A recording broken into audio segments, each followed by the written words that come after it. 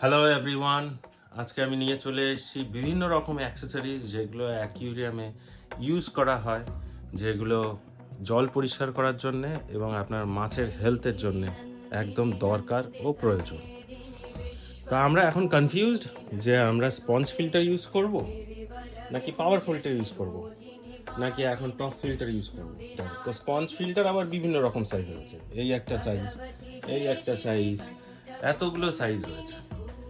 কোনটা আমরা ব্যবহার করব, বা টপ ফিল্টার ব্যবহার করলে কি আমার জল পরিষ্কার হবে নাকি আবার এই ওষুধগুলো দিলে আমার জল পরিষ্কার হবে।